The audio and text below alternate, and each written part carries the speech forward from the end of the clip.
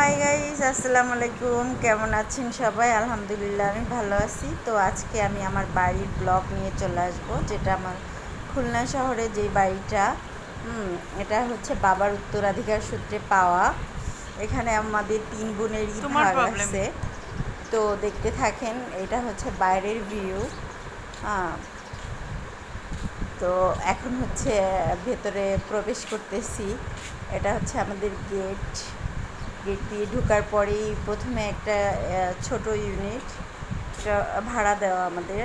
তারপরে হচ্ছে ওই সাইডে যে আরেকটা ইউনিট, এটাও আমাদের ভাড়া দেওয়া। নিচতলায় 2টা ইউনিটই আমাদের ভাড়া দেওয়া। এখন হচ্ছে উপরে উঠে যাচ্ছি। উপরে হচ্ছে আমরা 2টা ইউনিটেই আমরা থাকি মানে মূলত আম্মু আর ছোটো বোনই থাকে, কারণ বাকিটা সব আমরা তো 2 বোনই ঢাকায় থাকি।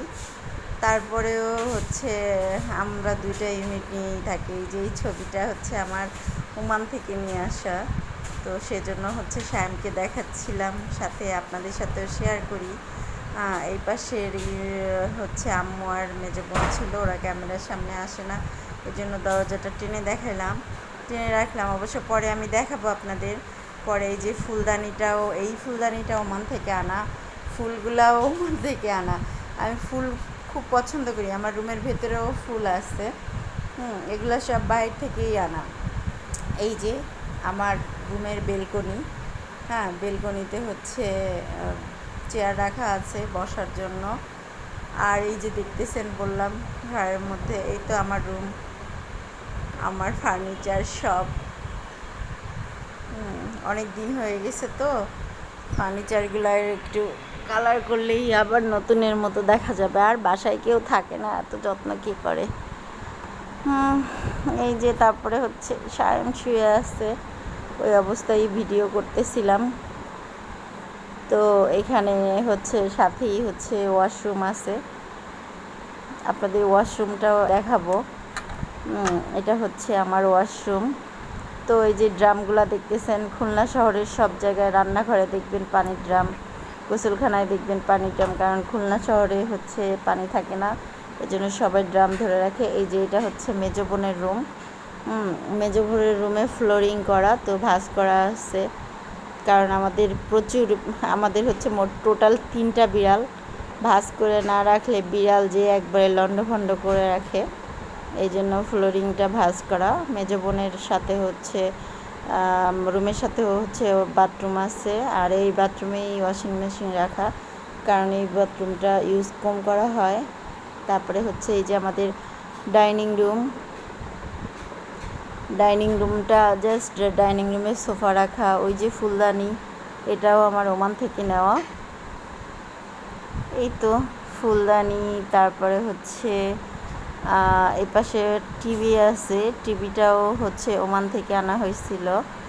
তো মানে খুব ভালোভাবে দেখানোর জন্য আমি দরজার সাইড থেকে একবার করব ভিডিওটা। এই যে দরজার সাইড থেকে করতেছি, তাহলে আপনারা সুন্দর করে বুঝতে পারবেন, এই জন্য। এরপরে হচ্ছে আমাদের এই ইউনিট, এটাই মূলত হচ্ছে আমাদের রান্নাঘর আছে আমার ছোটো বোনের। এটা হচ্ছে আমার ছোটো বোনের রুম। এই যে হাঁড়ি পাতিলগুলো দেখতেছেন, মানে আগের দিন আমাদের সব প্রায় 30 জনের মতো গেস্ট, আমাদের মামা খালা সব আত্মীয় স্বজন আসছিল, তো এই জন্য হাঁড়িগুলো এখানেই রাখা আছে। এটা হচ্ছে আমার ছোটো বোনের রুম। এই রুম দেখাইলাম। এরপরে হচ্ছে আমাদের খাওয়ার রুমের আগে হচ্ছে আমি আম্মুর রান্নাঘরটা দেখাই। এটা হচ্ছে আমার আম্মুর রান্নাঘর। মোটামুটি ভালোই বড় আছে, এমনি ছোট হইলেও প্রচুর পরিমাণে সানসেট দেওয়া, তো সমস্যা হয় না। তারপরে হচ্ছে এটা হচ্ছে আমাদের বেসিন এরিয়া। এগুলা হচ্ছে আমার আব্বুর সব পছন্দ করে রাখা।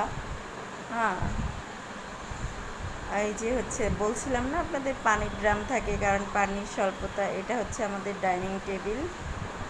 ওই পাশে ওভেন রাখা, ওই পাশে ডিপ ফ্রিজ, ওই পাশে হচ্ছে ফ্রিজ, আর এখানে একটা খাট রাখা আছে। এটা অ্যাকচুয়ালি ইউজ করা হয় না, এটা অ্যাকচুয়ালি গেস্ট রুম হিসাবে রাখা আর কি, গেস্ট যখন আসে এখানে। বাট এটার সাথেও একটা বাথরুম আছে। অ্যাকচুয়ালি আমাদের প্রত্যেকটা রুমের সাথেই একটা করে বাথরুম আছে, কারণ হচ্ছে কি কেউ কারোর বাথরুম ইউজ করার জন্য অভ্যস্ত না আমরা কেউ। তো এই তো দেখাইলাম, তো কেমন লাগলো জানাবেন সবাই।